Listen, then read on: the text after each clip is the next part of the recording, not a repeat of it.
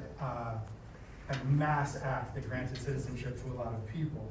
I'm going to focus on a civil rights milestone that's probably even less well known, coming right out of California, coming right out of Northern California, originating in Lake County, having to do with the man pictured here, an Eastern Pomo man named Ethan Anderson. A little over 100 years ago, in 1916, he successfully sued in the California Supreme Court for the right to vote. He tried to register in 1916 in the Scotts Valley precinct in Lake County, arguing that he met all of California's requirements to be a voter. He was 28, so he was old enough, he was over 21. He'd been a resident of Lake County since his birth. He had a brief absence when he went away to school in Pennsylvania, but other than that, he lived most of his life in Lake County. So he's not a native of China, as you can see right in the middle of the text. In the California Constitution, no native of China can exercise the right to vote. He could read and write. You can see down a little bit further on, you have to be able to read in English, the Constitution. He'd never been declared insane. He'd never been accused of an infamous crime. He'd never been charged with embezzling public money. So as far as he was concerned, he was good. He was ready to vote. He was eligible. Under the letter of the law, in fact, he was eligible to vote in California. Nothing in this text says he can't. Lake County's clerk, a guy named Shafter Matthews, says, I don't care, regardless of your other qualifications, you're an Indian. And according to my understanding, Indians can't vote. They don't vote in Lake County, they don't vote in California, they don't vote in the United States. Anderson protests.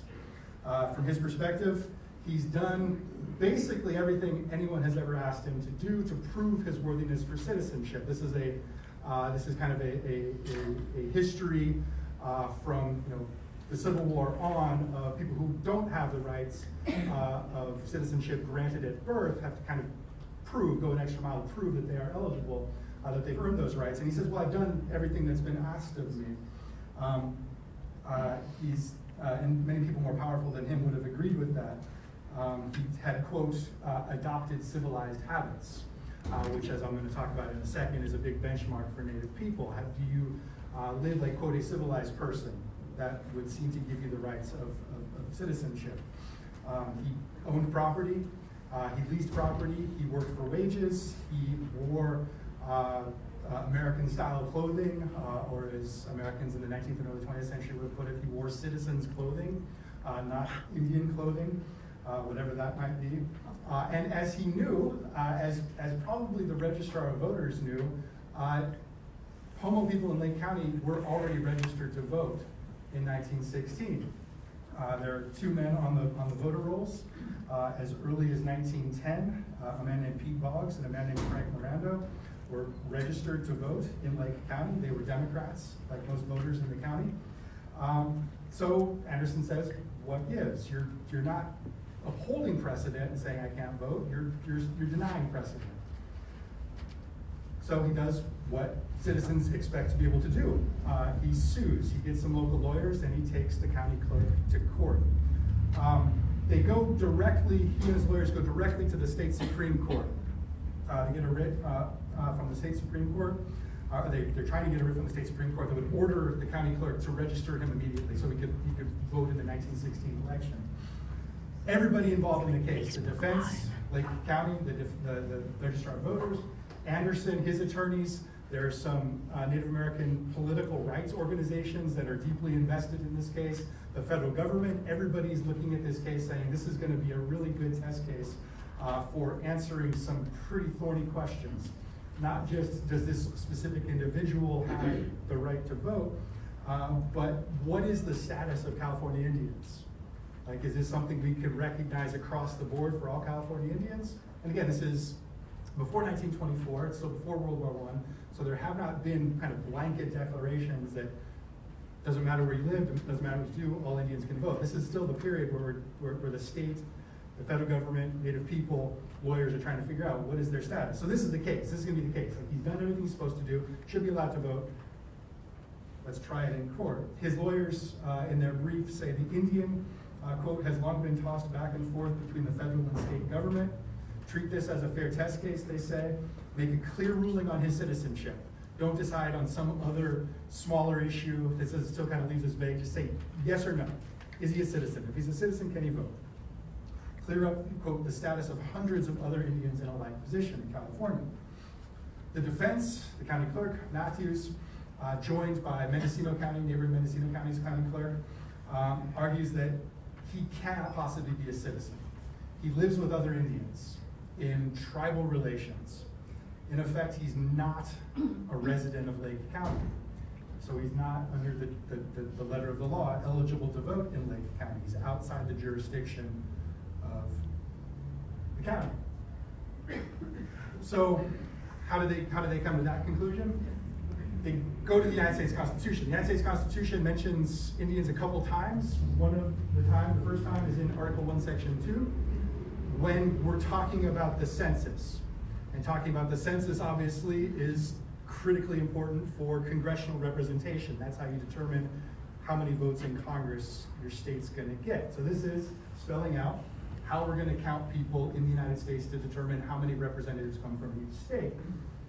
The part I pulled out there, you count the whole number of free persons, including those bound to service for a term of years, meaning indentured servants, the indentured servants that are still hanging around in the 1780s, and excluding Indians not taxed, and then 3/5 of other persons, meaning enslaved people, are also going to be counted.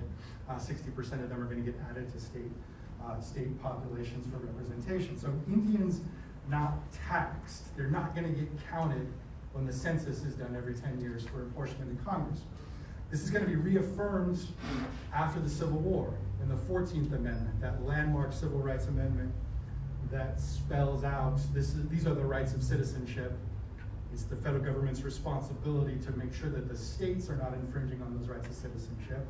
The 14th Amendment imports the language of the Constitution, again reminding everybody, excluding Indians not taxed. They're not part of this. They're not included in the representative population of the country, implying that they don't vote. They don't get votes in Congress, so they don't get to vote. So coming from the Constitution to the 14th Amendment up until the early 20th century, kind of the standard has been excluding Indians not taxed. Why? The argument is basically they live in different countries. They live in nations with a relationship to the federal government. They live sort of under federal supervision. There's a phrase coming out of the Marshall Court in the 1830s that kind of sets a landmark decision for tribal rights and the relationship of tribes to the United States government. Domestic dependent nations. The Supreme Court says they're domestic, they're close by, or they're within the borders of the United States. They're dependent on the United States for protection, but they're nations, which means they're not states, they're not counties. They're not under the jurisdiction of states or counties. They're separate, so that's Indian not taxed. They're not going to be taxed by local officials, because most taxation is local. It's done at the county level, and there's state taxes. So if they're not taxed, there's no ability to tax them. If they live basically in a separate country, they're not really going to be included as citizens. In the late 1800s, the courts agree, and Congress agrees, that unlike immigrants to the United States, Indians can't voluntarily naturalize. They can't say, okay, I would like to renounce my citizenship, or even just kind of forget to fall under the jurisdiction of the county. We can't recognize their rights as citizens. Anderson and his lawyers say, that's ridiculous. No. Diet notwithstanding. There's no tribal relations, and here's an interesting part of the argument that they're going to make, and I'm going to try to pick apart in just a second. So yes, he lives with other Indians. He lives in an Indian community, in an Indian village. Yes, he does eat dry fish, he does eat acorns.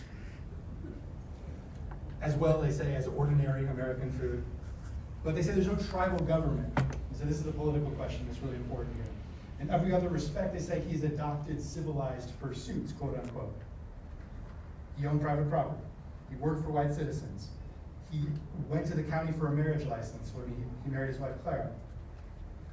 This is his lawyers talking. He is a respected, self-sustaining, useful, and welcome member of the rural community. So basically, he doesn't live in a separate country, lives right here in Lake County, meets all those other requirements, should be allowed to vote. And the Supreme Court agrees.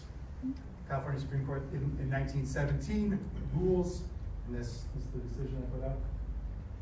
Yeah, he is a citizen. They rule on the basis of, they believe the lawyers, like he has, quote, severed his tribal relations.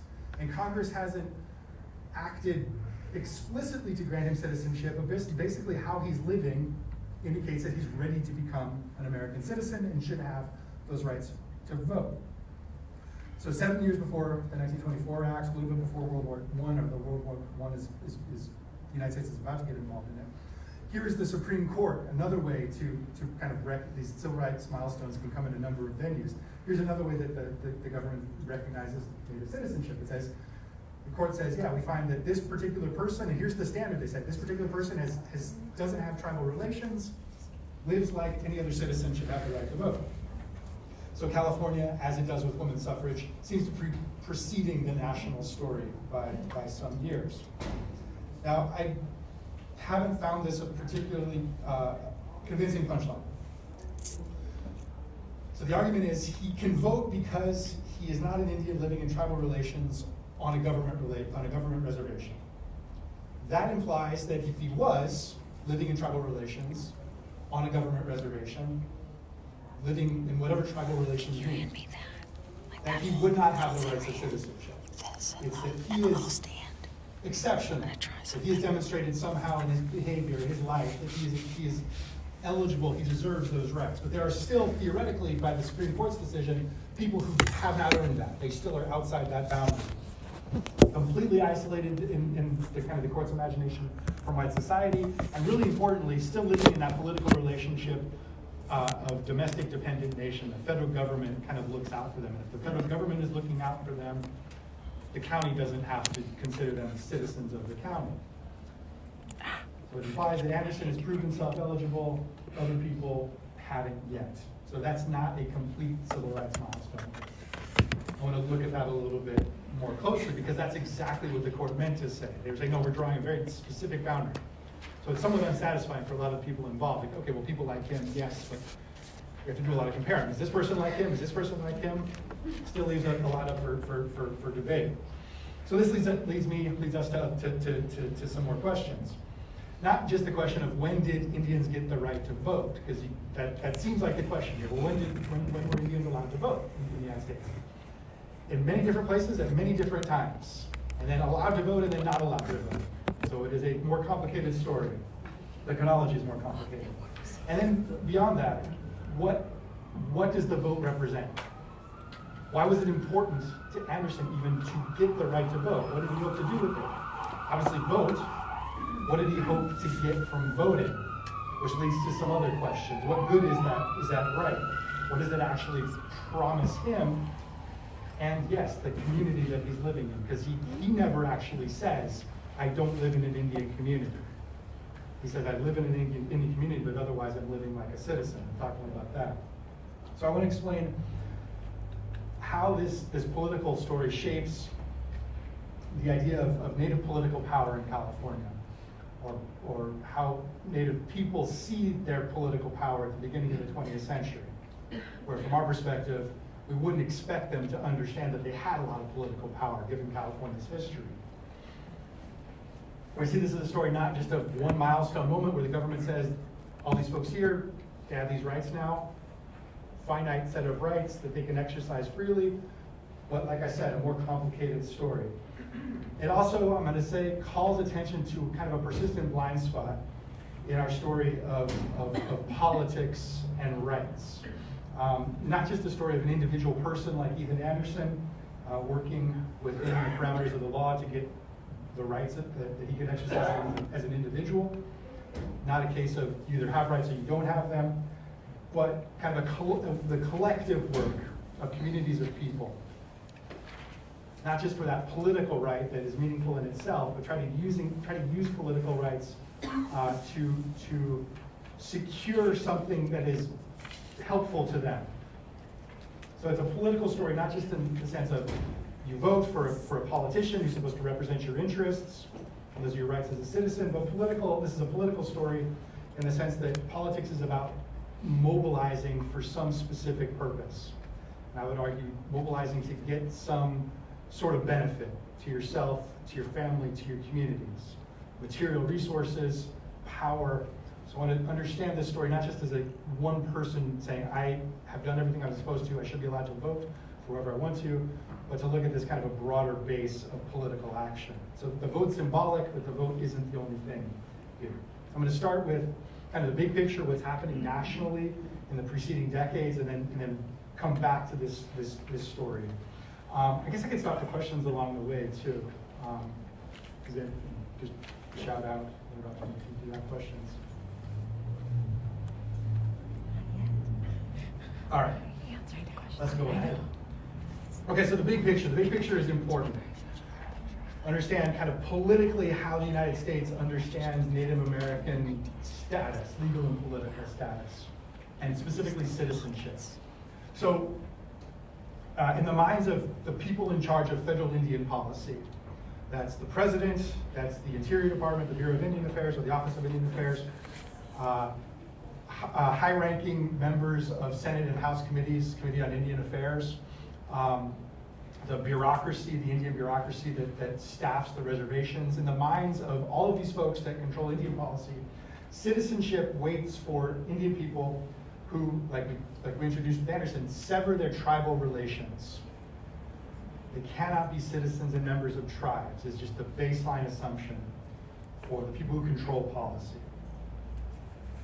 You sever your tribal relations and you attain a sufficient level of civilization. You stop at that point being an Indian not taxed, as defined by the Constitution, and you become an Indian taxed. You've left one government, your domestic dependent nation, and you become kind of exposed to the jurisdiction of the other governments that other citizens have to account for. Your property is going to be taxed. You're subject to that jurisdiction. So the federal government wants to encourage that move from tribal relations to citizenship relations, citizen relations. Congress passes one of the more famous pieces of legislation, the General Allotment Act, also known as the Dawes Act, named for the senator that sponsors it, Henry Dawes of Massachusetts. It passes in 1887. It's the framework for Indian policy until the 30s, and it embodies that idea. You can use the power of the federal government to get Indian people out of their, quote, tribal relations and make them citizens, not really of the of the United States, but citizens of the states and counties where they live. So how does this work? Under the Act, the Allotment Act, the government is going to take an Indian reservation, whether it is created by executive order, whether it's set aside by treaty, and basically say you're going to break up that tribal holding, the land base that sustains that nation, and take that land and parcel it out to individual family heads. That's going to instill in them a sense of their own individual proprietary rights. They own a piece of property. And this is almost believed with kind of religious faith, that just that act of owning property is going to transform people's way of seeing themselves in the world. They're not going to be a member of a nation, an Indian nation, a tribe any longer. They're property owners, and they're going to start to act in defense of their property. That's the hope. Sever their tribal relations, take a property, be an individual citizen. Again, the Supreme Court says Congress has to do something to make Indian citizens. Indians just can't show up and say, I would like to become a naturalized citizen. So this is the act.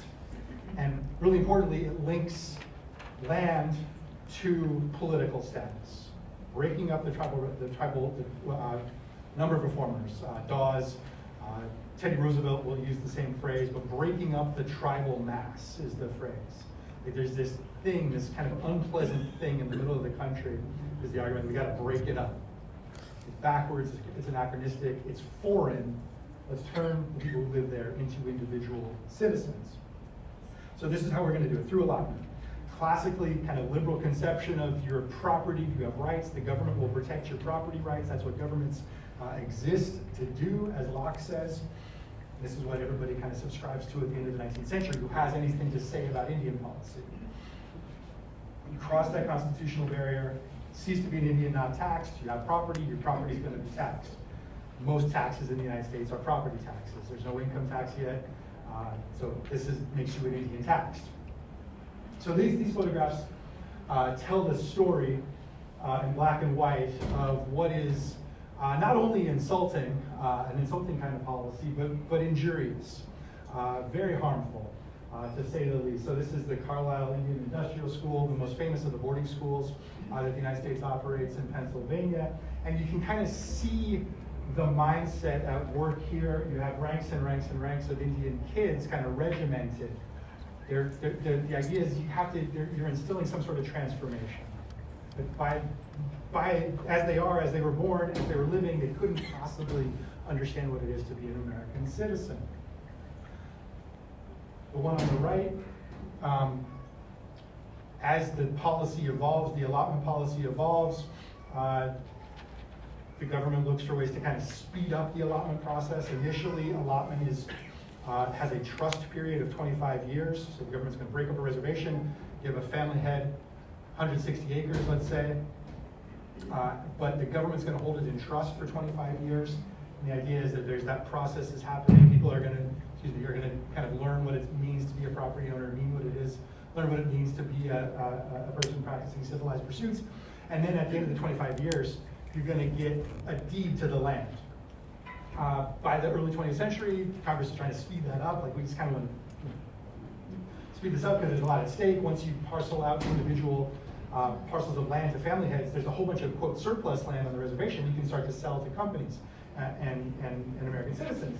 So how do we speed this up? Basically, the law changes. It says if somebody deems you to be competent, you can take title right away to your allotment. And there's this whole pageant of demonstrating competency where you're symbolically, quote, firing your last arrow. Like, you're done with that. And this guy's waiting with the plow off to the right there. So you're ready. You've made that transformation. And again, the understanding is you can't just exercise the rights of citizenship if you're an Indian person, because you're living in a completely different time frame, cultural framework, political framework. We have to prepare you somehow. So obviously this has a lot to do with perceptions of culture and perceptions of race. And in fact, competency, very often race becomes a shorthand, or racial notations become a shorthand for competency. Agents, there's competency commissions that will come to reservations and kind of interview people. And basically, if someone seems to be racially mixed or has white ancestors, they'll say, oh, you must be competent, because white people are inherently competent to be citizens. People who have less European ancestry are deemed to be not quite ready yet. So racial assumptions, racist assumptions, cultural assumptions, ideas about the progress of civilization all go into this idea there has to be some sort of transformation. Then you're Indian taxed. You have property, you have a piece of, you have a stake. You can appeal to, importantly for someone like Dawes who sponsors the act, once you have that piece of property, once you're a citizen, you can go to local courts. You can go to local political officials and they will protect your interests. You don't need that federal government anymore. You don't need to be dependent of the federal government in that patronizing language, because you can defend your rights in court. You're taxed. You have that standing. Really importantly, the superintendent of the census in 1870 says, well, you don't actually need to be taxed to be considered an Indian taxed. If you kind of are just doing the things that look like you're supposed to be, what you're supposed to be doing if you are a citizen, you can see how the man's dressed as he's firing. It is kind of just like kind of gleaning something about somebody, which is kind of looking at them. You wear the right kind of clothes, really important if you speak English, really important if you go to a Christian church, then you're basically an Indian tax. And we're going to kind of start to include you, if there's a doubt, in that census apportionment. So even if Congress hasn't yet fully granted you citizenship, we'll just sort of, through the back door, start to kind of consider you a citizen Indian. Now, it almost doesn't need to be said, but I'm gonna say it anyway. This is not meant, citizenship is not at all meant to empower Native individuals here. I think originally, idealistically, if you can put it that way, some of the authors of the policy are thinking, this is the only hope. Dawes says this is the only hope for Native survival, is that they can have the rights of citizenship, that other citizens recognize them as citizens, they're protected in the law that way. But it's never conceived that if Native people become citizens and they start voting, that they would constitute a block of voters that Congress has to deal with. that they could have their interests and their concerns and their rights upheld as voters. The idea is, no, they're just kind of going to disappear into the general population. That's why it's offered, I would say. Some of the people who are kind of pulling the levers of Indian policy admit this. They say this is not meant to be empowering. And by the 20th century, as you start to get kind of this speed up of allotment, you're going to get a lot of admissions of, yeah, this is fine. We don't really care if they have rights. Because once you get a piece of property in California, South Dakota, Oklahoma, there is no requirement that those states have to give you citizenship rights. It just means the federal government's done with you. So a guy named Fayette Avery McKenzie was, believe it or not, the founder of what was considered an Indian rights organization, the Society of American Indians. He argues that he's basically trying to reassure people this assimilation policy, making Indian citizens, doesn't threaten anybody. It's okay, don't worry. He assures his fellow citizens that Indian voting in places like Oklahoma, where the native population is pretty big proportionately, says isn't going to change anything because Oklahoma can still impose a literacy requirement or, quote, an education qualification. You can still make sure that the right people are voting and that the wrong people aren't voting. And he says outside of Indian territory, it's actually before Oklahoma becomes a state, he says Indians are relatively too few to have any considerable power over the destinies of the dominant race. The dominant race is supposed to be empowered. He says, don't worry, this is not actually going to change that. It's not going to change economic relations in those states, political relations. This is just kind of how we solve the Indian question. It's not meant to be empowering. And here's kind of the more famous quote. Mackenzie's vision of Indian citizenship is an Indian citizen, so we have to think about this, he says, in hard terms. That's his word, hard terms. If you're cut loose from your tribal ties, he said, that's good. You are free to sink to the bottom, basically. That's what we're offering you. This is not, you're going to get your rights, you can defend your land. So I think even if we take Dawes seriously, is like, I think this is a good way to give Indians a sense of property ownership and protect their rights. By the early 20th century, no, you're free to sink to the bottom. That's fine. That's all you need to do. Not property independence. And I think by 1924, this is really the offer on the table for Native people. You're going to be citizens. That means you are free to sever any connection to this meaningful political organization you belong to, the tribe, sever your tribal ties that are social, cultural, kinship-based in nature that have sustained you, sink to the bottom. That's what we're offering. And again, like I said, the states in which Native people live are not required to give everybody the full rights of the full menu of citizenship. States still control who votes.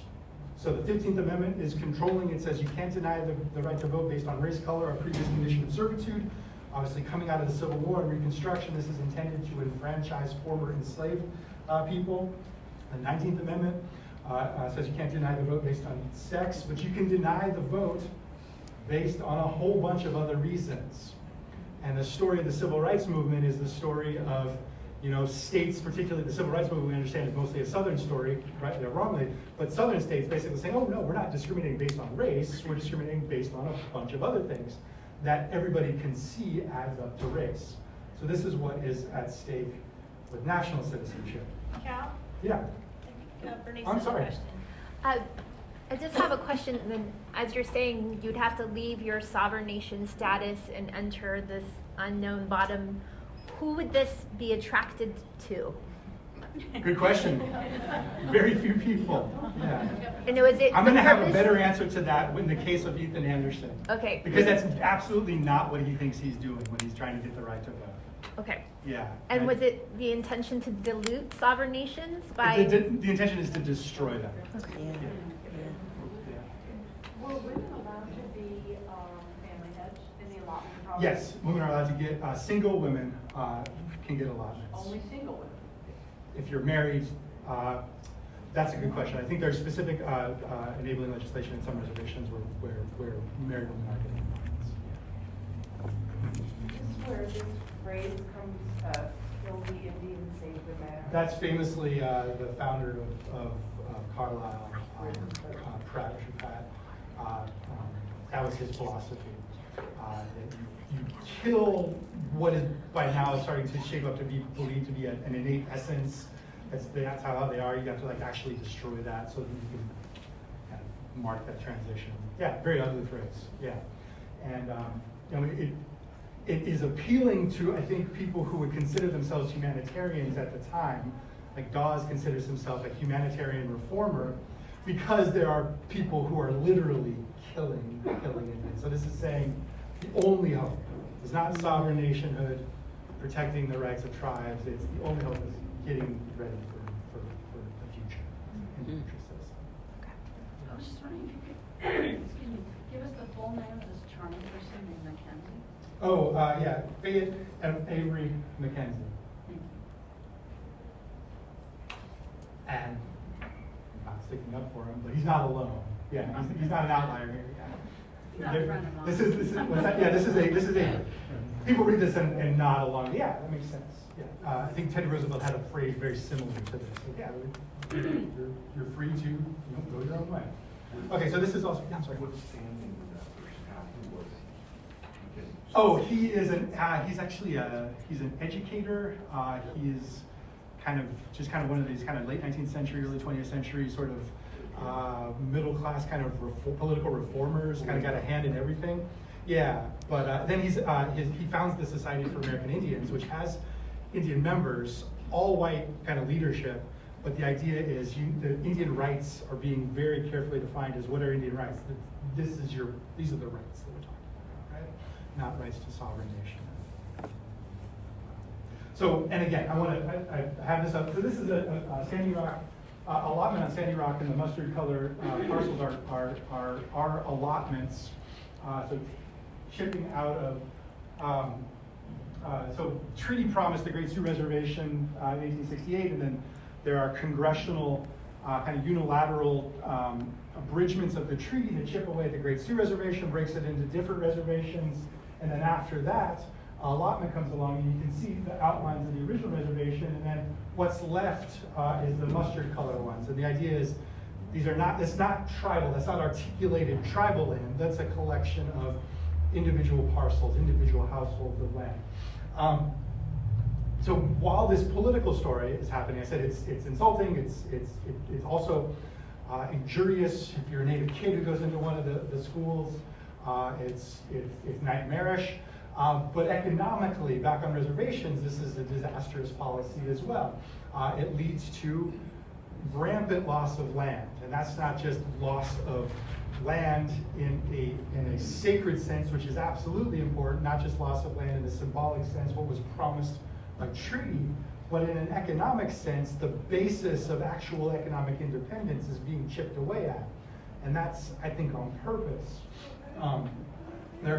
Aside from allotment, there's in the 1880s when allotment is going forward, there's 7 major what are called land cessions or land sales, basically unilateral sales where Congress says, we're gonna take this treaty, no, you don't need that much, we're gonna sell it to this railroad company, this timber company, this cattle company. So that's even aside from allotment, illegally or unconstitutionally, I should say, just saying you don't really need that much, we're just gonna chop that up. And this is what Dawes is arguing for. We say, no, my thing is we got to give them something, because basically otherwise everything's going to get sold to a railroad company, a cattle company, a wheat farm, or whatever. So this is the point. It's like if you can enfranchise an allotment holder, that person has rights, they're at least going to be able to defend them in a legal system that makes sense to other Americans, right? You're not going to have to go before a local court in South Dakota and saying, I'm resting on indigenous title, my ancestors held this land. Dawes is saying that's not going to work anymore. You have to go to the court and say, I have a deed, this is mine. So that's the backup. Land is being chipped away. Allotment is a catastrophe. You allot a reservation, so all this white, that's surplus. That can be auctioned or sold. So right away, from 1890 to 1900, about 20 million acres carved out of tribal estates. Sooners. What's that? Sooners. Everywhere, yeah, not just Oklahoma, but yeah, that's a major part of the story, yeah, but the Dakotas, other places, that's just gone. Allotment, as I said, speeds up after this. This is conversation, yeah, 25 years is too long, just speed it up. From 1887 to 1934, when the policy stops, Indians lose 2/3 of allotted land. So they have the title to it, should be protected under the allotment law, they lose that too. So that's additional to land sales, chop the reservation in half, give it to the railroad company, addition to allotment, chop that off. Even allotted land, 2/3 of that. How does that, the chart on the right explains that. And this is what's happening with one of the, I don't think it's an irony, I think it's an intended consequence of individualizing the idea of rights here. You have stakeholders, right, in an allotment, they're your family, right? And the idea is, oh, they're gonna have, you're gonna be able to pass on your property to your kids, right? That's what citizens want to be able to do. So the original allotee gets 160 acres, let's say, allotments can vary. Let's say it's 160 acres, that's kind of the standard quarter section in American kind of farming history. But you have kids, so there's gonna be an heirship commission, heir like H-E-I-R. Who are your heirs? You got 3 heirs. Okay, we're gonna parcel the original allotment into thirds. Not gonna allot those kids additional land, because there's not any left. They have kids. You see where this is going. By the end of the 6th generation, you have 243rd of the 160 acre allotment that's worth $4. So this process of fractionation of the allotments is gonna mean, what if you're one of those heirs? What are you gonna have? So you're told, congratulations, you're a citizen, start a wheat farm on basically a suburban house lot size piece of land. It's not possible. So you're gonna sell it.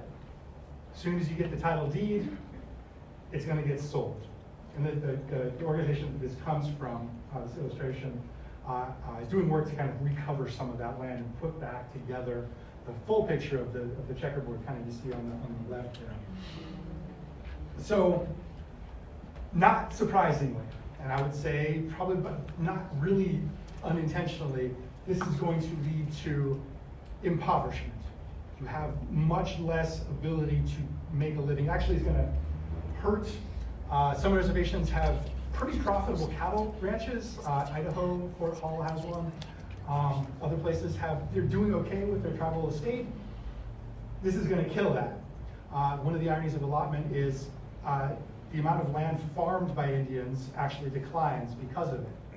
So it's a policy that's supposedly supposed to encourage Indians to farm.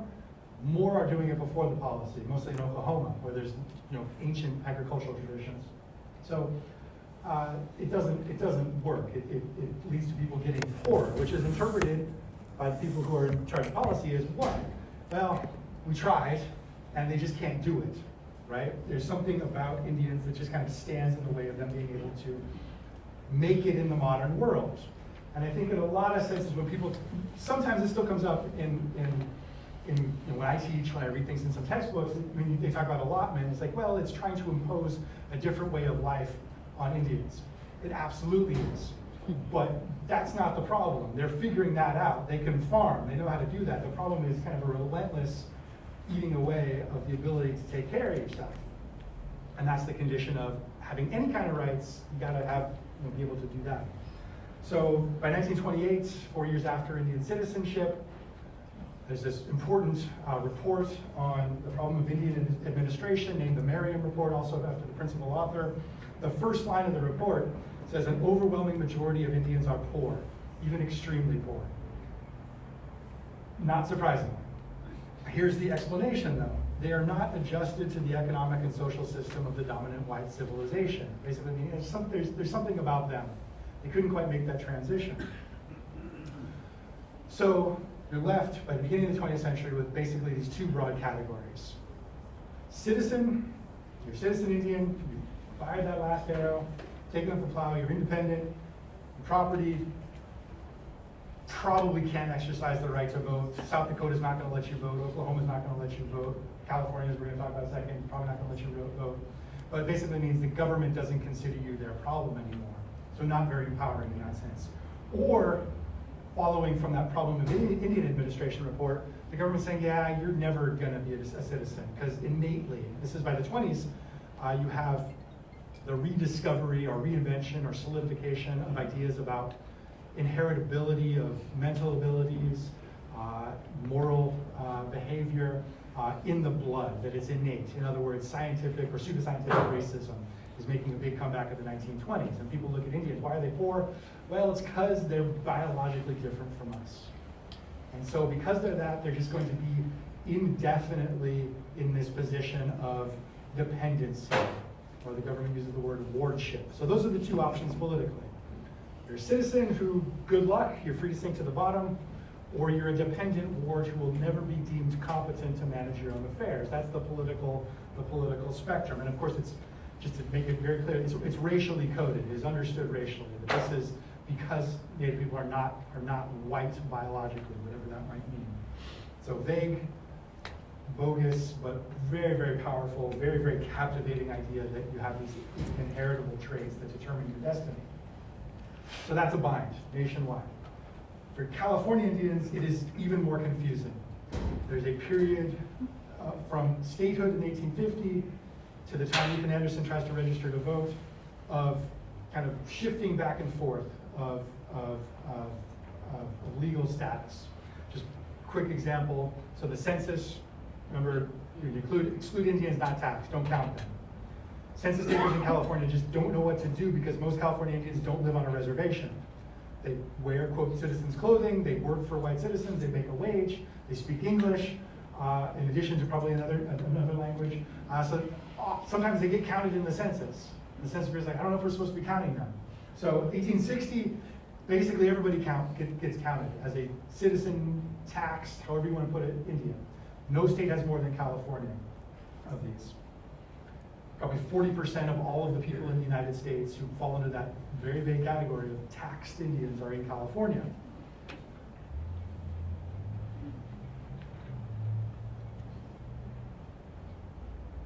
(1870), they put them back into the other category. Kind of moved 10,000 people out of this tax category back to Indians and tribal relations. Just kind of sleight of hand in the paperwork. Okay, actually they're not citizens. 1880, they're back in the tax category. Basically the same number of people just kind of shifting in the columns. What this means is not that people are actually changing. You're not doing different things. It's just that the census taker, California government, doesn't know what to make of Native people, how to describe them, what their rights are. This is going to be kind of the baseline of the confusion that leads to Anderson's case. So this kind of vague political status in the 1850s is very dangerous, 1850s and 1860s. Not having any clear sense of who's going to protect your rights for California Indians. The federal government doesn't seem that interested. California state government is absolutely not interested. This is a very dangerous place to be in the 1850s, 1860s. My colleague at Sac State, Brendan Lindsay's written, I think, the definitive book on the California genocide. Basically, the state sponsors a campaign of mass killing against Native people from the 1850s to the early 1870s. And that happens because it happens for a lot of reasons. One is race, but also there is no legal barrier to that happening. So that's one of the aspects of confusion, or one of the outcomes of that legal political confusion. California passes a law in 1850 called the Act for the Government and Protection of Indians, probably one of the most cynically titled laws in American history. It governs Indians a lot, as Albert Hurtado, the historian, has said. It protects them very little. Basically what it means is it sets up a system of indentured servitude and actually child slavery for California Indians, because it empowers local political officials to take out titles of indenture basically on Indian kids, which encourages the kidnapping of Indian kids, which then encourages the sale of Indian kids. And again, this is happening in kind of a vacuum of clear legal definitions of this is an Indian reservation, Indian country, the federal government has jurisdiction, this is the state of California. It's all kind of bled together, and California basically can do whatever it wants. Act for the Government and Protection of Indians, passed in 1850 and amended in 1860. Now things do start to change. The Civil War is very important. You heard it here first. The Civil War is very, very important. It changes the definition of citizenship for everybody. It actually writes a definition of citizenship into the Constitution. Obviously changes the political status of African Americans. It's going to start to change the political status of Native Americans in California. In California in 1869, the Supreme Court admits that the Civil Rights Act of 1866, the first Civil Rights Act passed in the United States to give political protection, political rights to former slaves, California Supreme Court says that actually applies to Indians too. What that means basically is state laws that treat Indians as a category below citizen are to be held suspect and probably struck down. So Indians can exercise the rights of holding property, the writ of habeas corpus. If they're arrested, they have a right to say, why are you arresting me? They can sue, they can contract, which is pretty remarkable. At the end of the 1860s, the California Supreme Court says, oh yeah, we think actually Indians are citizens. They have political rights. Does that mean that this is actually going to be empowering, which is my question for these political rights? Does that empower Native people? Native people work very hard from the 1860s into the 20th century to make these little bits of room empowering to them. These few traces of rights that are offered, make them work for them. Here's Ethan Anderson kind of falling under the supervision of the federal government for a time, and he goes to the Carlisle School. He gets a report card, and he writes a letter after he leaves. He doesn't graduate. Very few people actually graduate from Carlisle. He just kind of leaves. One interesting thing: he was 22 when he was there. He's very, very old to be going to the school. But he's writing a letter back to the superintendent, and you can read that a bunch of ways. But I think one of the ways you read that is definitely strategic. He's writing saying, I'm making good use of the education I received. All the training I got. 1914 is going to be a year of bright prospects for our tribe. So I'm, again, back to what I said at the beginning, he's doing what he thinks he's supposed to be doing to get rights, to get acknowledgement that he has rights. What does he want to do with those? Why are these important? Still have to answer that. So a little bit about him. He's born, Ethan Anderson, back to the story we started with, born in 1888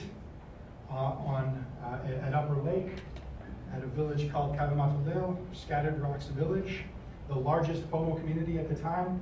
One federal official says it's the largest rancheria in California, which may be. It has a population of several hundred. And it's owned by the Indian people themselves. They bought it. And again, here is what I'm talking about when I say using the little bit of space available, the rights available. So the Supreme Court of California in the 1860s says, okay, they got some rights. They can contract, they can sue, they can own property. So in Upper Lake and in Mendocino County and in other places, Indians say, okay, we're going to buy land. The United States ratified no treaties with California tribes, which basically means all California land is up for grabs.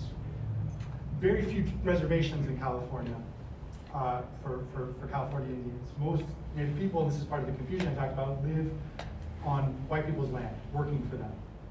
So they decide, as other communities decide, what if we take some of our wages, go to the people that employ us and say, we'd like to buy some land from you, and we will pay back, we'll pay off the land basically by working for you. So this works for you, this works for us. And it works out in a number of places, Mendocino County, Lake County, other places in the state where they buy a little piece of land. Now, consider what has happened. All of their ability to claim ancestral indigenous homelands are now vulnerable to the state of California, to local citizens. So they have to work to get a little bit of it back, but they hold it collectively. They share the proceeds of what they make. They have their own farms. One Indian Office inspector basically says they are very prosperous because they have 35 acres of land and they use it in common, basically. They're saying it's because they're doing this collectively. They group their houses in a sort of village. The little destitution among them was confined to the old who are unable to work, but they are taken care of by the younger people. So doing what basically Pomo villages had done since before the American invasion, basically taking care of the village. With their land holdings, they'll probably occupy these homes indefinitely, which is a pretty big accomplishment considering California's history to that point. There's only one occasion where the federal government considers moving Anderson's people to a reservation to Round Valley in northern Mendocino County. It happens as a response to what is called the 1870 Ghost Dance, or the California Ghost Dance. The Pomo variant is the Bolomaru dance. This is a religious revival. It is a vision, it's a dream of a world being remade. I think there's a lot of ways to interpret something like this, a ghost dance, a millennial kind of spontaneous religious kind of outpouring of belief. One of the tenets of it is that if you get together, you sing, you dance, you bring all of your relatives together in one dance house, the world will end, you'll be safe, and the world will be regenerated as a flowering paradise. So you can, one of the ways you can immediately interpret that is the harm that's been done in the previous decades in California is going to be erased, and you're going to reclaim what was lost. So there's two sites on Clear Lake. One of the other practical effects of this is it brings together a whole bunch of people, and I think really is an important moment early in the 1870s, in this part of California anyway, of reigniting kind of villages on a larger scale, rather than seeing people in small groups dispersed as to whoever will employ them. This is kind of one of the catastrophes of the 1850s is it's very dangerous to live in an Indian village. So there's dispersal, not surprisingly. These are big, these are probably the biggest villages ever to appear on Clear Lake. So kind of an important milestone, bringing people together, not to work for white people, not to do what they're supposed to, but to hold a religious revival that imagines an end of the world, a world reborn without white people. So this is kind of, to say the least, kind of scary for their neighbors. When hundreds, thousands of Native people gather in these places and start singing, dancing around the clock, and really importantly, they stop working for white people. Some of the citizens say, you gotta go to Round Valley. They petition the federal government. So they take them to Round Valley.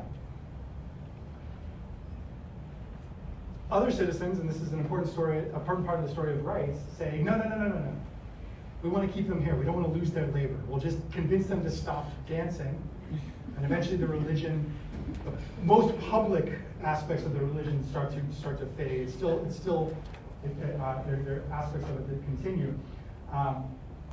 But the people that employ them say, we're going to convince them to stop dancing. In one case, they burn down the uppermost dance house. But they don't take them to the reservation. We need their work too much. Their removal will be an injury alike to the Indian and the farmer. Another citizen, that's the Lake County District Attorney, said, don't remove them, keep them here. We don't only look at the benefits we derive from them, he says, but we must respect their rights.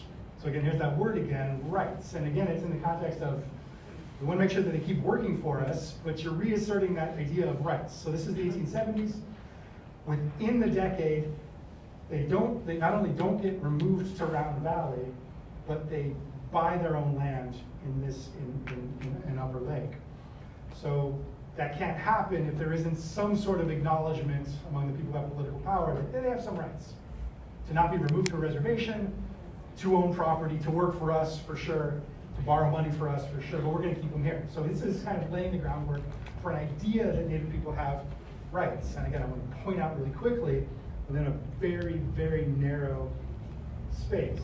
Not rights to independent sovereignty, but rights to basically work.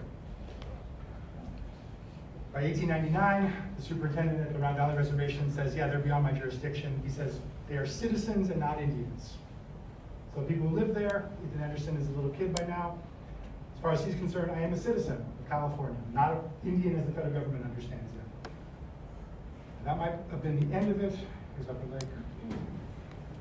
That might have been the end of it, but the federal government that is, does re-intervene. It buys land for the, quote, landless Indians of California at the beginning of the 20th century. I think based on examples like the Upper Lake Rancheria, some reformers look at that and say, oh, that kind of works. They're kind of local, they can still work for white farmers. They're not on a reservation, so they're not really the problem with the federal government. So the government, at the kind of the urging of these political reformers, comes back into California and says, okay, we didn't ratify those treaties in 1851, 1852. We'll make it right. We will buy Indian communities land all throughout California. And so the rancherias that exist today come out of this policy of the early 20th century. The federal government says we're going to buy land from the landless Indians in California. They buy land for people in Lake County who actually own land. They buy the Upper Lake Rancheria next to the rancheria that the Como people already have purchased themselves, which leads them to conclude, great, this is more land that we can incorporate into our own economic strategies for taking care of our families, taking care of our community. Whenever they can, so here's the federal government all of a sudden announcing, we're interested in you again. You can come to the reservation, we thought that was the last we've seen of you, we set by your citizens, not Indians, now we're back, buying these rancherias. And so, really shrewdly, Native people say, okay, here's our opportunity. Push for even more land, push for better land. If we can't buy land, maybe the federal government will buy land. So there's letter after letter after letter from Como people saying, we don't want that land, we want this land because it's closer to the lake and we want to fish. We don't want that land, I know you don't want us to have that land because it's all wooded and it wouldn't be good for farming, but we really want that land because we want to sell timber commercially. And so they convinced the federal government. So again, that small space that's open when the government kind of looks at and acknowledges, okay, what are your interests, what are your demands, kind of make use of that. And so these letter after letter after letter to federal officials kind of trying to maximize this policy that is, again, by design, supposed to be very limited.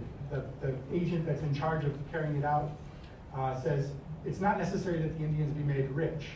I'm not gonna go crazy buying a lot of land for them, just little pieces of land to kind of satisfy our own guilty conscience, so we didn't ratify the treaties, and kind of settles this once and for all.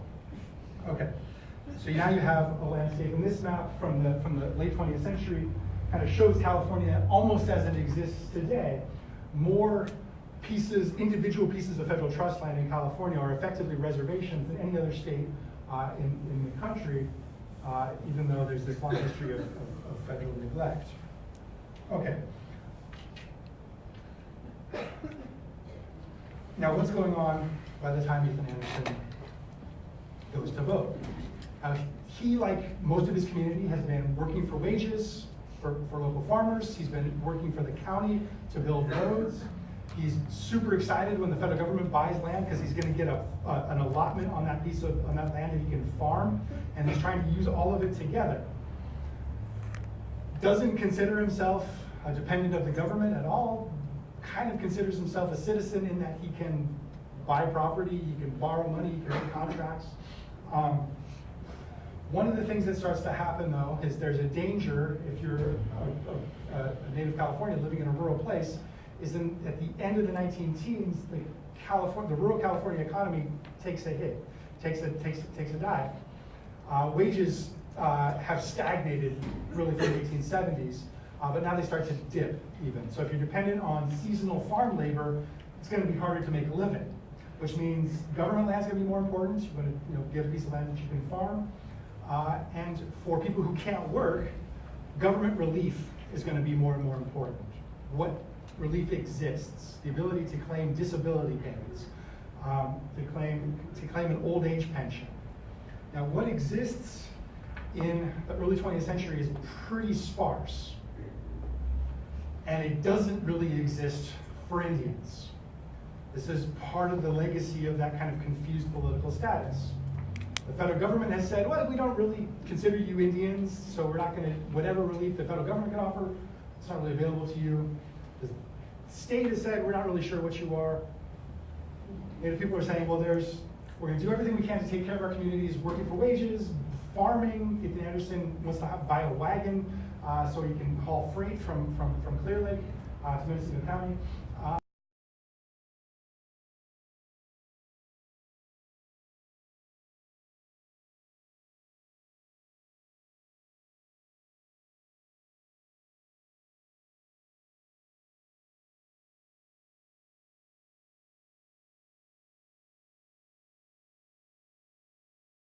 also be able to get.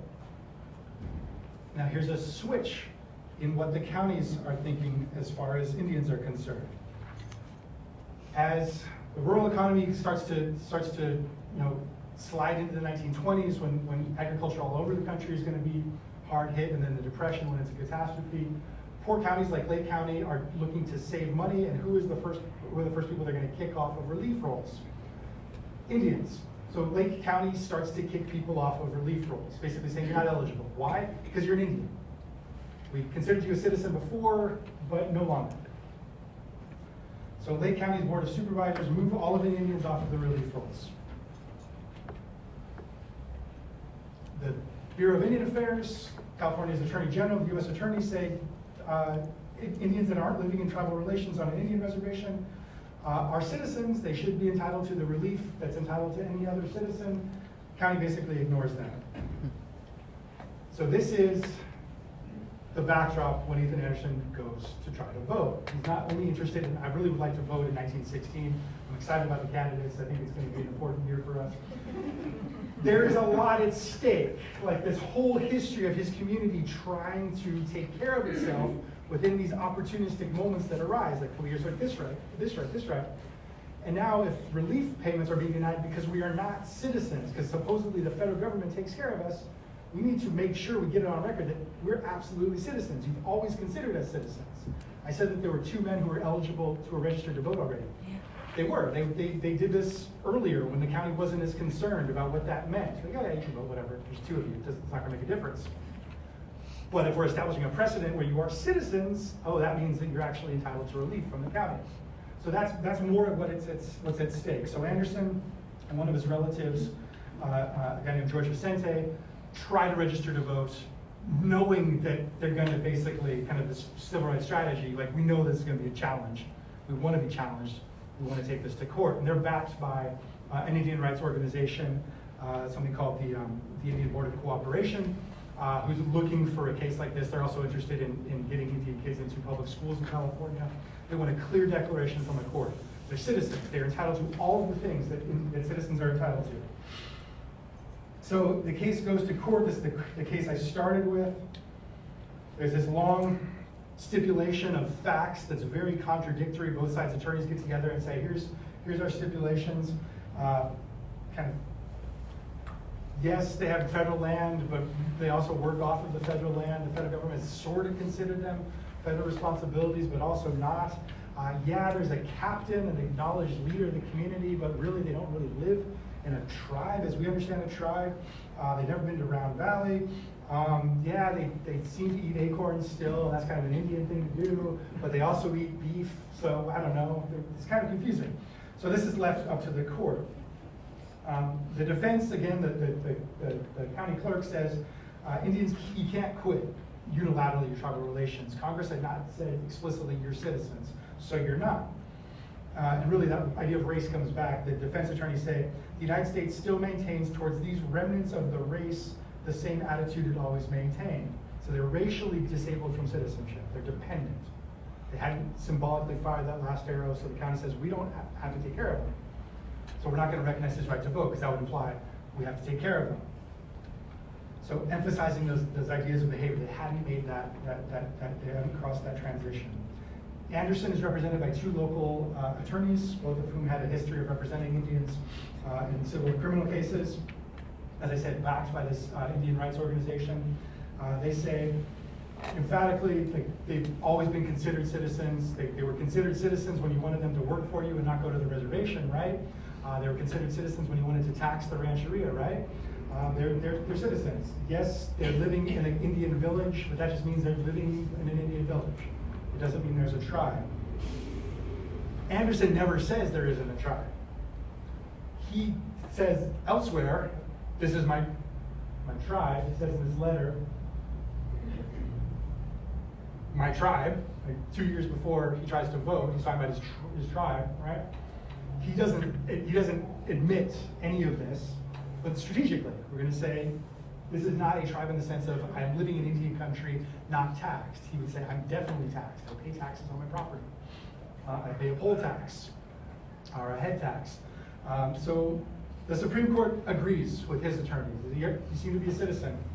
You don't have, but again, it rests on this idea, you don't really have tribal relations because the federal government doesn't have a treaty with these people. They go even further, they say there's never really a tribe there, which is not true. So it's kind of ironic. He gets his rights upheld, but in that narrow definition again. They've lost the power of self-government, therefore he's an individual citizen. Now what does this mean? 2 months after the decision, a group of Indians in Lake County succeeded in getting the state appeals court to issue a writ of mandate against the Lake County Board of Supervisors saying you have to put Native people back on relief rolls. And again, these are material stakes. These are people who are on the edge of poverty, edge of real dangerous conditions. And the county says, no, we're not going to do it. We don't believe the court. We don't actually think that these are citizens. We are under no obligation to support Indians. Again, that racial definition is going to keep coming back in. The federal government, kind of against its own intentions here, basically because it's the only government body that is like answering Indians' mail, like they're writing letters, they're trying to get on the relief rolls, trying all possible paths. Federal government is on the rancherias acknowledging basically, yes, we have a responsibility to this community of Indians, and we're going to effectively start to treat this rancheria like a reservation. If you live there, if you stay there, you can't ever leave, but we will consider that you are a quote, Indian not taxed. So one of the ironic things about the case, Anderson gets his right to vote, but the federal government after it, in the decades after, really starts to see these rancherias more and more and more like reservations. And Ethan Anderson, even though he's been declared kind of independent from federal authority, he's still writing letters after the case to the federal government asking for loans to buy horses, to buy a wagon. 2 months after he won his right to vote, based on the idea that the government doesn't have anything to do with him, the government gives him a loan to buy a wagon and horses. He doesn't care about the inconsistency there. He says, kind of another letter like the one I showed you, year after year of laboring in Lake County and earning a little money at the regular wage rate has led me by experience to work my way for something better when I found out there's opportunity for us Indians. On the one hand, that is saying what the authority figure wants to hear, I'm working really hard, but it's also saying I'm going to find a way, and the people I live with who own this land collectively are going to find a way to take care of us regardless of this political confusion.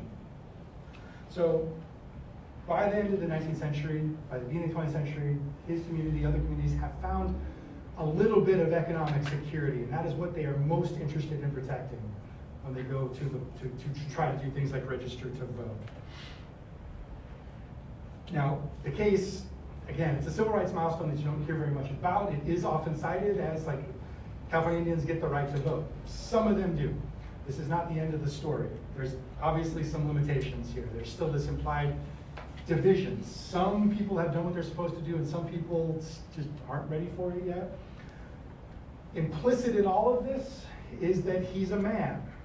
Implicit in, actually even implicit, explicit in the allotment policy is the idea of a male family head being the one that exercises political rights. He should be the one to take care of his family. Women are not supposed to go into the public sphere, the political sphere, to exercise their rights. So that is a major limitation of Indian political rights. The idea that Indian citizenship, from kind of the beginning when it's first discussed, is explicitly gendered. An Indian citizen is a male, which means Indian women are going to have much less access to opportunities to make political claims. Even though they're going to be on relief rolls, they're going to face a lot of the same, maybe even disproportionately more of the challenges of being caught in the middle in that difficult economy, the rural economy. Now, definitely, there are women within a national Indian rights movement. Probably the first voter registration campaign for Indians in Oklahoma and South Dakota was organized by a woman named Zikala Shah, Gertrude Bonin, or Redbird, who was part of that same Society for American Indians. But she says this is an opportunity to actually build power. So like if we go to places like Oklahoma, South Dakota, where there are a lot of Native people, register them to vote, doesn't matter what the government thought was gonna happen, we can actually build up a power base. And this is actually kind of preceding a strategy of the civil rights movement even, like building up a power base where there are people that can vote in numbers enough that you have to take them seriously. And again, political rights are never just the only thing here. It's not just, oh, we just want to vote because we want to participate in politics. There's real stakes here, economic stakes. So that's not what is considered by political economic elites as what's going on with Indian voting. The Supreme Court in Anderson's case says this is great. This one guy, he did what he's supposed to do. He speaks English. He's wearing the right clothes. He wore a tie to court. He's ready to vote. Not what's important for Native people. The idea implicit here is they're going to disappear into the body politic. When Indians vote, they're not going to vote as Indians. They're not going to vote their interests as Indians. They're not going to try to exercise political power to roll back some of this history. And I think that's still a problem when we talk about politics, Indian politics and voting. Native voting, even after 1924, registration, exercise of the vote, always lags behind non-Indian voting rates for reasons that are probably not that hard to figure out. Accessibility to polling places, a county clerk like the one that Ethan Anderson ran into, who just simply says, no, I won't register you to vote.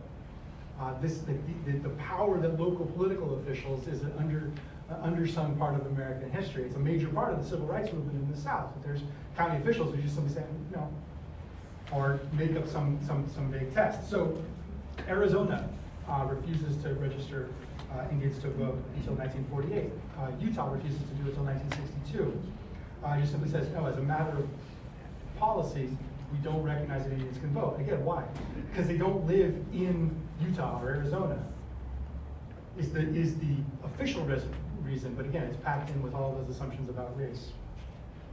Still not easy to vote in a lot of places, especially in places where Indians do make a large part of the potential voting body, where they could, possibly swing an election, where they could vote in large enough numbers to vote basically as a block, which is really important.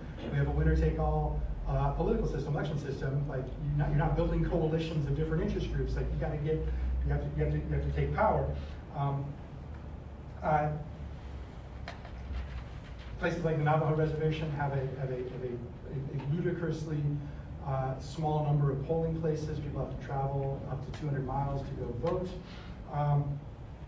North Dakota was in the news last year, 2 years ago. It says, basically passed a law that says you can't use a tribal ID as proof of identity to vote. I mean, one, having proof of identity is a barrier to voting, but two, that you can't use a tribal issued ID to vote. And again, some of that old assumption, like that's an identification issued by a foreign government. North Dakota doesn't recognize that. You can't use a post office box as an address for registration for voting, which is going to disproportionately affect people in very, very rural places and Indian reservations in North Dakota. The hollowing out of the Voting Rights Act, the removal of preclearance, Department of Justice preclearance, where basically you have to prove that you're not discriminating against voters if you have a history of discriminating against voters in particular counties. This is predominantly having to do with the South and African American voting rights, but there are preclearance places in Arizona, in Alaska, South Dakota, where the Indian vote has been historically suppressed, but there's no Voting Rights Act, basically enforcement mechanism anymore. So if these are efforts to suppress the Native vote, and I think they absolutely are, I think they're there to keep Indian people from voting in places where they could actually have a difference in elections. They're based on the presumption that Indians would be voting in a specific way, that they would be voting in a block. North Dakota is going to pass that law because it expects that Indians in North Dakota are gonna vote basically consistently and have an impact on policy, which is not what is imagined when voting rights for Indians is first kind of discussed. It's saying, oh, they would just kind of disappear. They could vote like their neighbors, they'll vote for a variety of interests. They're not gonna challenge the established order of things. So, I think if given the choice, Indian country would vote pretty much with some common interests. You know, it's gonna vary region by region, but they're gonna have similar interests at stake. So I think Anderson's case, just to sum up here, I think is gonna show us kind of the unexpected consequences and the kind of surprising directions that, you know, the denial of rights can take and then the bestowal of rights can take.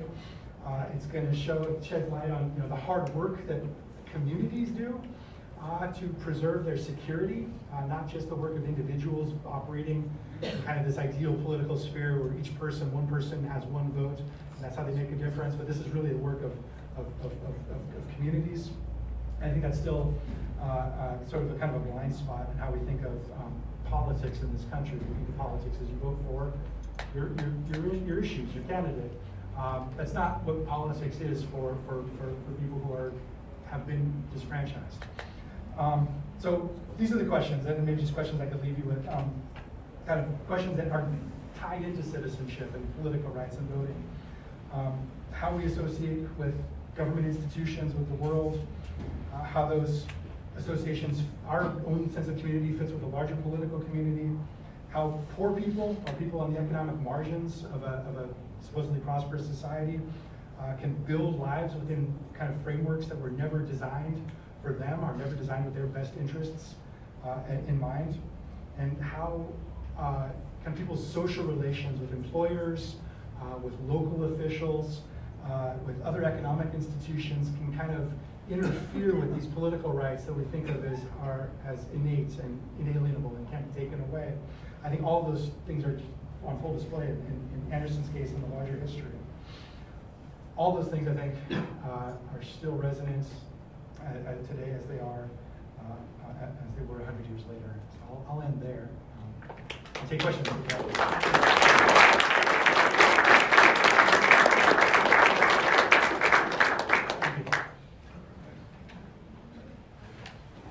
Yes? Triple identification for voting. The situation is somewhat better in Canada. Is that right? Somewhat better in Canada. Yeah, but it's just, you just can't. You can use your tribal ID to vote. Are you asking or telling me? I go, more detail on the triple identification policy. I actually don't know about Canada. In America, the triple identification policy. As far as I know, I don't know if you can use it in other states, but North Dakota says you explicitly cannot use it. So maybe other people know. Other states that have said explicitly you can use it, but I would be surprised. Yes?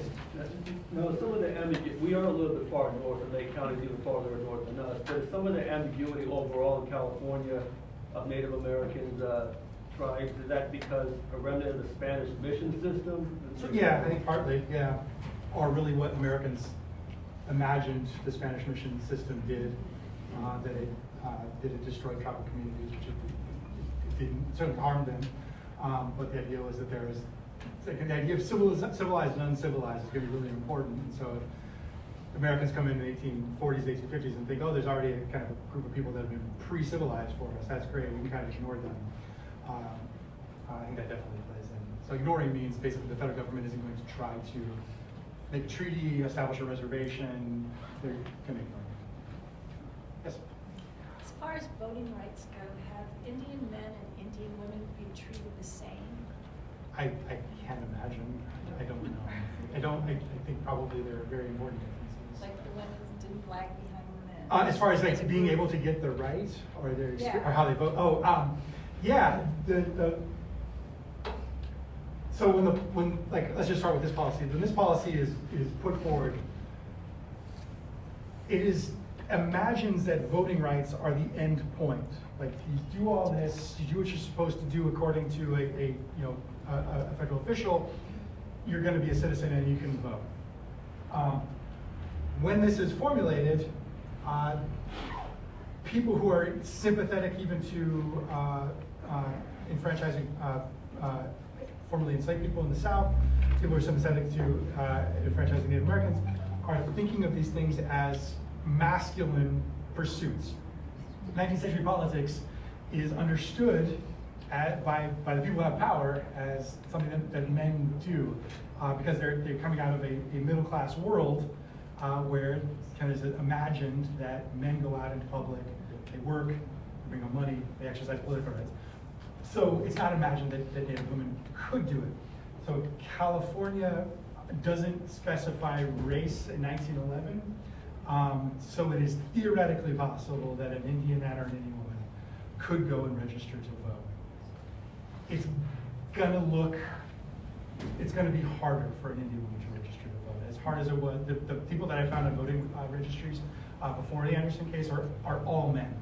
And I think it's because local officials understand citizenship in very masculine terms. Did you have a follow-up?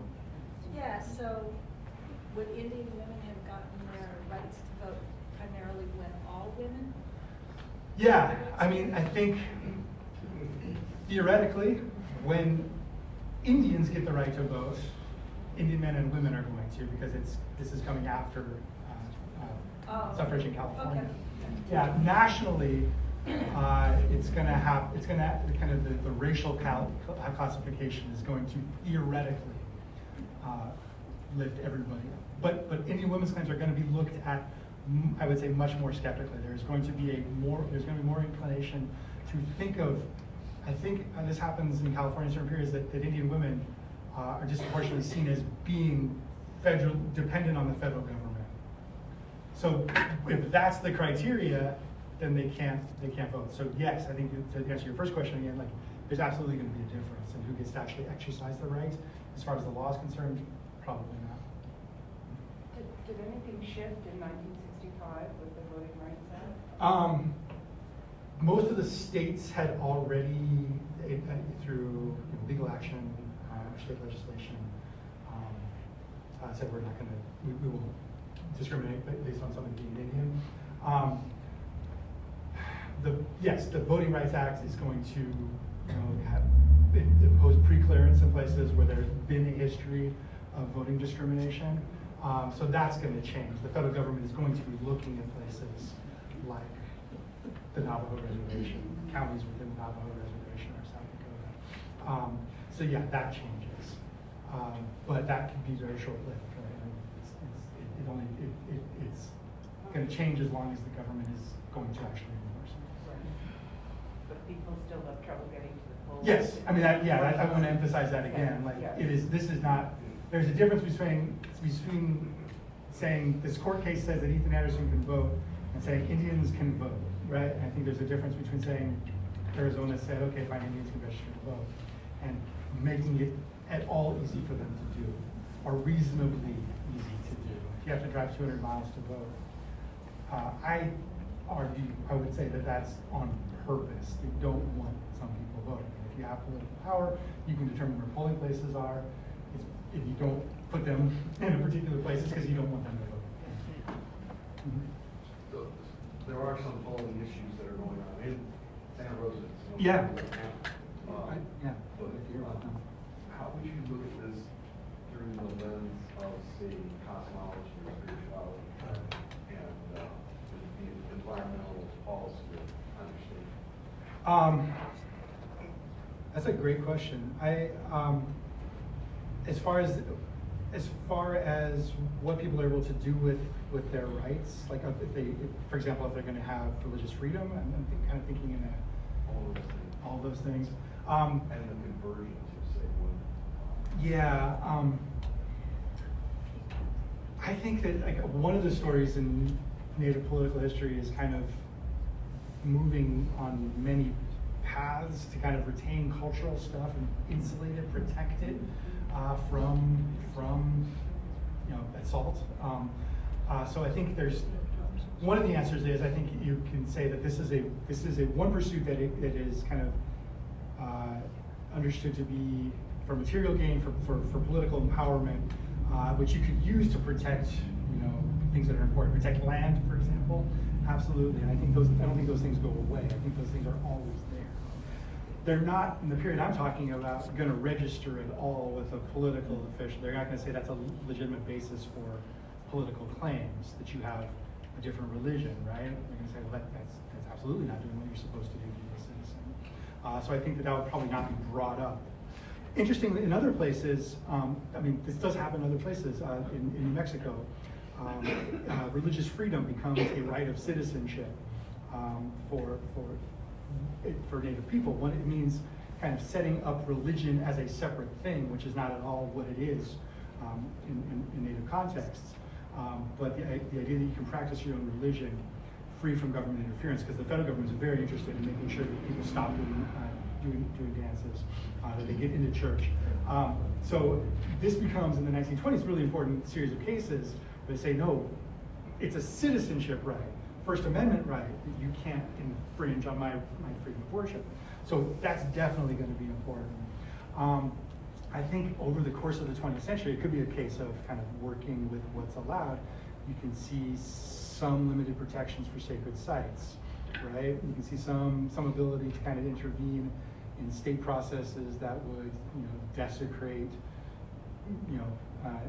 important places. So it's related, maybe not in my story explicitly, but I think it's definitely there. Yeah. Are you doing any work extending this into the issue of running for office as a citizen? I'm not now, but that would be a great one. Do you know of Students in anyone the who audience is doing should. that?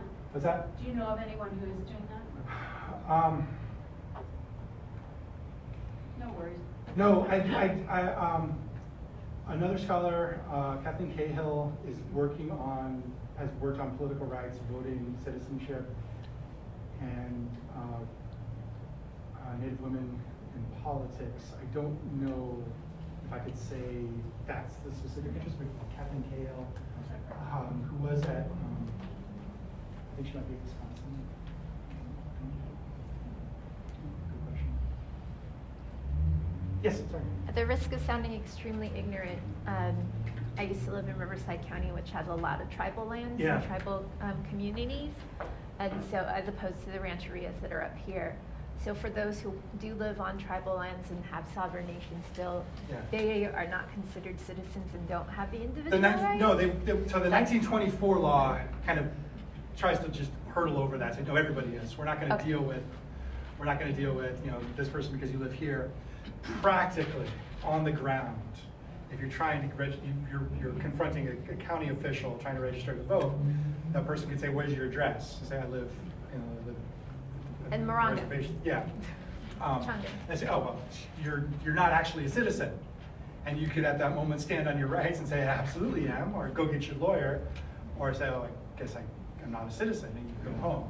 So that's one of the things I would say. Like a lot depends on the local realities, but 1924 says, no, everybody's a citizen. There's an Indian Civil Rights Act in 1968 that basically says yes, and they're all entitled to everything that any other citizen is entitled to, which means the Department of Justice is going to intervene if there's violations of civil rights.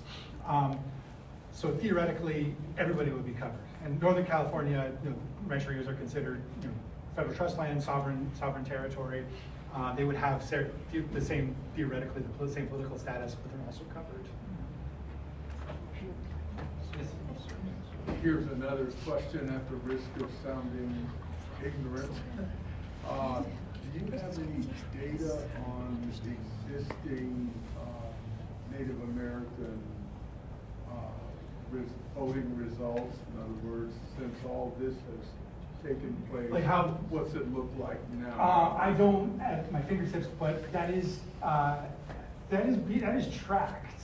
I think as much as people can tell. So for example, in 2016, how did people in California vote based on race, ethnicity? Is that what you're asking? Yes. Somebody's doing that, I have to believe. I can't tell you who. But, Okay. yeah, but for sure, because there are active political campaigns to address things like Dakota law, where you need that data at your fingertips to say this is disenfranchising. 10,000 people that voted in the last election will not be able to vote. Yeah, I'm just curious. Go look about for the it. Apathy issue, looking at all this, and how difficult it has been? Is it, do the statistics still bear out apathetic voters among Native Americans? Rates of non-participation? I can't Yeah. answer that. That's a good question. I don't know. I would say, I would be guessing, but I would say voting rates are lower, and I couldn't begin to guess why. Good question. Thank you. I think we have time for 2 more questions, and Marty and maybe Leslie, and then I assume you'll be around to Yeah, I can. speak to people individually. Thanks, Ken. So my question is, I'm really struck by the, there are probably 1,000 of these that we look at, but sort of the catch-22 that a lot of Native groups found themselves in. And what I was really struck by is that, if you wear the right clothes, right, et cetera, if you farm, Yeah. then you're on the way to being civilized in the 19th century. It might get you the right to vote if you're an individual in California. But then by the 40s, 50s, and 60s, if you've done that, especially in California, then this begins to run afoul of your federally recognized tribal status petitions. Yep.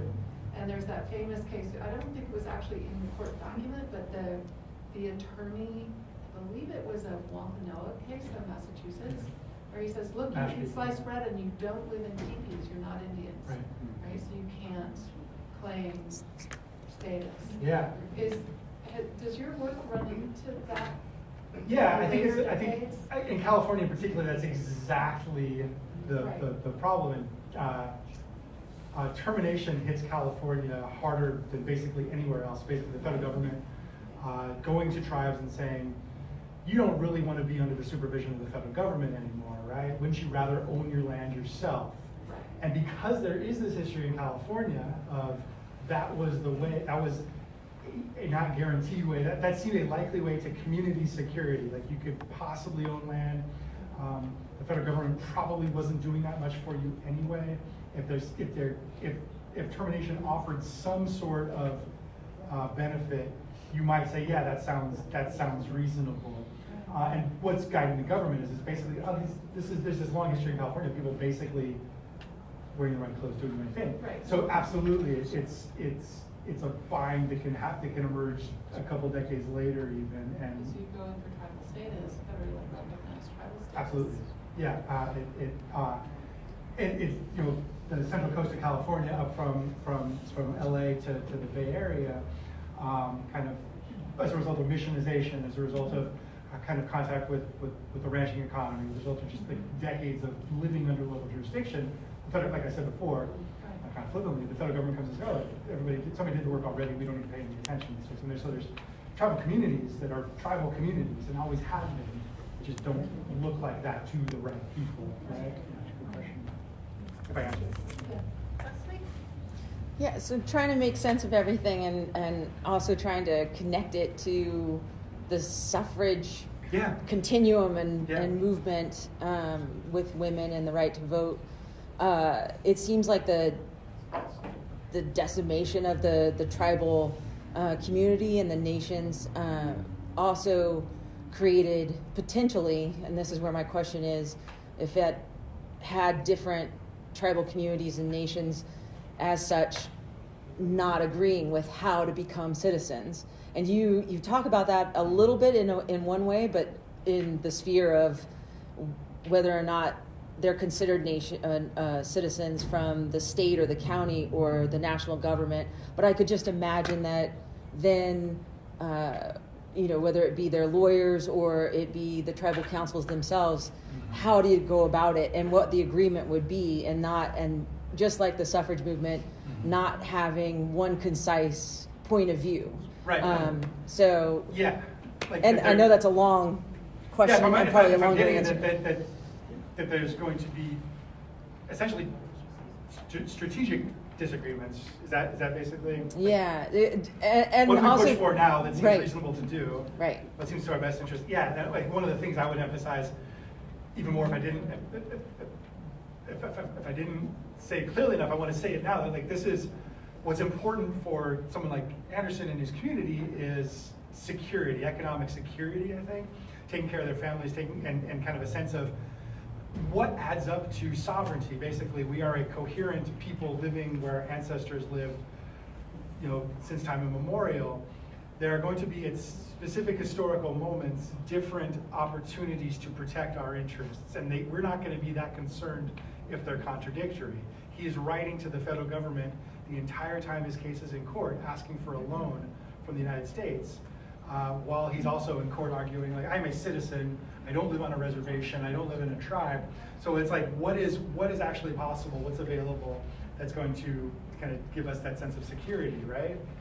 Is that getting towards, like? Yeah, and just like but it could possibly take you into contradictory places. Right. And I can imagine organizations then that are representative of indigenous people throughout America and the United States, kind of taking hold on a particular point of view and how the path of citizenship should be accomplished. Yeah. Maybe their point of view would be different than another organization. I understand better. Yeah, thank you. I think that, this is kind of the official viewpoint of there. So I gave you the quote, the Mackenzie quote. He is a leader of an Indian rights organization. They describe themselves that way. Yeah. I kind of undermine that in the way I talk about it. He would have thought of themselves, I'm doing what's absolutely necessary. And really, up until the late 19-teens, there's not there are definitely people doing this however they can, but a nationally recognized organization that's saying, no, we're not trying to be assimilated, we're trying to retain, sovereignty. But yeah, the established, obviously the ones that get the most attention, that get the ear of policymakers, are the ones that are pushing assimilation, because it serves a lot of different interests. It serves economic interests, because it means breaking up the reservations. There's no real political stakes, because the idea is they'll just kind of diffuse in the population. So yeah, absolutely there's contradictions. Yeah. Thank you. Thanks, everybody.